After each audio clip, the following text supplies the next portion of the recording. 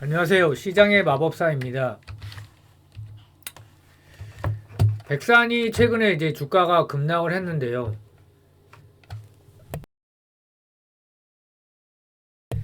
그 단초가 된 게 영업무역 4분기 어닝 쇼크가 가장 큰 것 같아요. 그러면서 이제 OEM 업체들이 차트가 다 이렇게 급락 패턴을 그렸고요. 4분기에 매출이 27% 감소, 영업이익이 뭐 반토막 이상 났고요. 그래서 23년 전체 매출은 7.8% 감소인데 영업이익이 22%나 감소했다. 근데 사실 코로나 이후에 특수가 있었습니다. 근데 그 소비를 이어나가지 못한 거죠. 경기 침체 때문에. 그래서 기저효과가 확실히 있었다고 보이고 22년이 사상 최고 실적이었거든요. 영업무역에. 근데 이제 글로벌 의류 소비가 부진한 거죠. 그거를 치고 나가야 되는데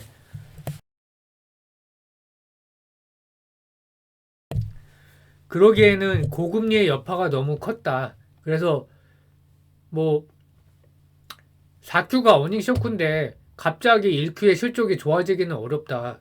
그래서 뭐 하반기는 모르겠지만 상반기는 그 실적이 좋을 수가 없다. 그래서 전방의 업황의 둔화가 지속되고 있다. ASP도 하락을 하고 있다. 그 비싼 옷은 안 사는 거죠. 그리고 뭐 의류업체가 당연히 안 좋은 상황이고 마트 쪽도 뭐 마트 쪽이 또 의류 쪽은 또 안 좋겠죠. 마트에서도 어떤 품목은 좋을 수 있지만 또 실적 기저 효과도 이제 굉장히 크고 어 방글라데시 최저임금 인상도 있다. 그러면 고객사 오더 감소와 비용 증가 그 안 좋은 거 두 개가 겹친 거죠. 그래서 올해 영업이익 추정치를 24% 하향을 했다. DB 금융 투자에서. 그래서 영업무역의 고객사는 룰루레몬이 10%, 노스페이스, 파타고니아, 아크테릭스 등 아웃도어 위주인데 룰루레몬은 사실 잘 나가죠. 근데 나머지 이제 고객사들이 문제인 거고.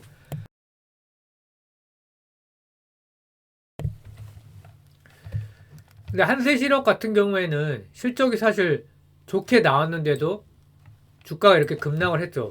4Q 실적이 컨센을 크게 상회했다. 그러니까 매출은 16% 감소했지만 영업이익은 190% 증가했다. 그러니까 비용 베테랑 법인의 비용 절감을 했다. 비용 관리를 해주고 이 고단가 우분 제품 비중이 상승을 했다. 그래서 ASP가 상승을 했겠죠. 그래서 고객사는 잘하게 랄프 로렌 등 캐주얼 위주 그것도 타겟가 월마트 쪽으로도 들어가고요. 그래서 영업무역과 좀 차이가 나죠. 그래서 호실 쪽인데 왜 주가가 하락한 거냐. 같이 묻어서 그 업종 분위기가 센티가 워낙 안 좋은 거죠. AI는 묻어서 그냥 다 상승을 하는데 실제 실적도 물론 좋고요. 근데 이제 이거는 그냥 동매급으로 다 하락을 하는 거고 매크로가 불안하고 그러니까 바이어가 그 재고 관리를 계속 하는 거죠. 리스타킹이라고 하는데 채워 넣어야 되는데 매크로가 불안하니까 그러니까 고금리 영향이 굉장히 크다. 그러니까 올해 3월 달에 사실 금리 인하를 할 거라고 12월 달에는 막 그 확률이 90% 이상 갔는데 지금은 이제 가능성이 뭐 전혀 없다고 봐도 무방할 정도로 내려갔고 6월 달도 어려운 분위기고요. 그 금리 인하 시 업황이 그래도 어느 정도는 회복되지 않겠는가. 근데 언제 금리 인하를 할 거냐 이거죠. 그리고 경제가 이렇게 좋은데 굳이 금리 인하를 할까? 뭐 근데 이제 따지겠죠. 저축은행이나 부동산 쪽에서 문제가 생기면 안 되니까 또 미국이 문제가 없더라도 다른 국가가 문제가 생기면 이게 전이 될 수 있기 때문에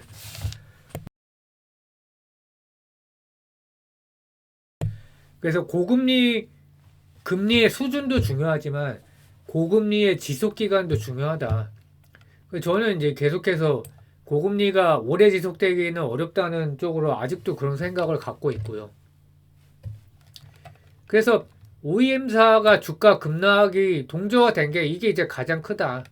영업무역 어닝 쇼크 때문에 화승앤토는 원래 이제 아디다스 비중이 커서 안 좋았는데 빠지다가 이제 더 빠진 거고, 한세실업은 4Q 실적이 좋았는데도 그냥 묻어서 떨어진 거고, 백산도 실적이 좋은데, 그러니까 백산과 한세실업은 뭐 4Q 실적이 백산은 아직 안 나왔지만 좋을 가능성이 크고, 그러면 시장의 오해 아닌가. 이제 사실은 좀 지금 어떤 시대에 맞는 종목은 아니긴 합니다. 백산이 AI처럼 웬만하면 상승하는 게 좋겠죠. 근데 이거는 심지어 실적이 좋은데도 하락을 하니까 좀 열이 받기는 하죠. 그래서 매크로브람 바이오 소극적 재고 확충에 우려가 반영된 거다. 금리 인하가 중요하다. 그리고 FNF도 4Q의 성장세가 이제 작년 실적이 둔화된 상태고 4Q 실적은 컨센을 크게 하회했다. 그래서 주가가 같이 이제 내려가는 패턴이다. 그러니까 의류 업체도 안 좋고요. 그 또 하나가 이제 고객사인 나이키가 주가가 이렇게 부진한 상태예요. 그 1차 하락은 12월 21일 이후에 주가가 이제 급락을 했었죠. 그때 120불대에서. 그러니까 기존 가이던스가 매출 4, 6% 성장이었는데 플러스 1%로 하향 조정하면서 그때 이제 한 방 맞고 최근에 또 2차 하락을 맞고 있다. 105달러 전후 이제 횡보하던 상황에서 98달러를 저점으로 2월 29일 이후에 하락을 했다.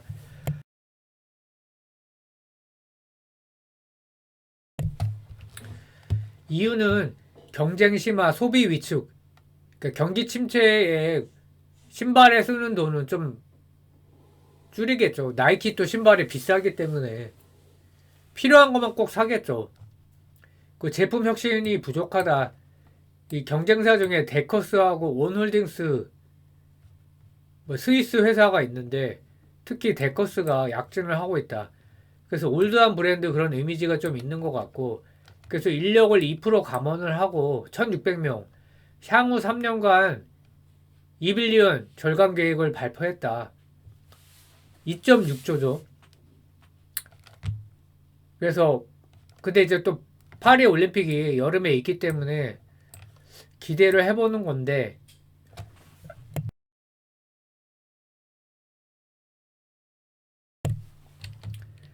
뭐 PER을 높게 받기는 어렵겠다. 이제 이런 생각을 계속 들고 있고요. 그리고 또 하나의 악재가 나이키의 새로운 벤더가 또 생겼어요.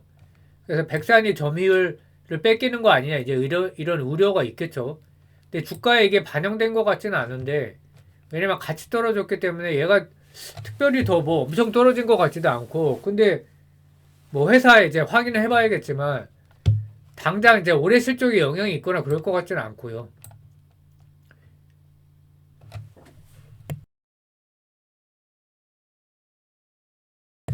이런 거는 이제 멀티플을 받는 데 있어서 분명히 영향이 있는 거겠죠.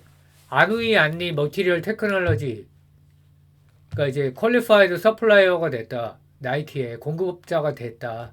그래서 94년에 설립했고 친환경 폴리우레탄 합성 과정 및 폴리우레탄 복합 재료 생산 및 운영을 하고 있고, 직원이 2,675명, 80명 이상이 석 박사고요. 2011년에 중국 선전 증시에 상장을 했고, 이게 이제 구글에 쳐보면 이렇게 주가가 나옵니다. 그래서 27.25억 위안이고, 시총이 약 계산해보니까 5천억 정도 되고요. 그러니까 백산에 2배 정도 되는데 22년 매출은 3,600억, 순이익은 267억. 작년은 잘 모르겠고요.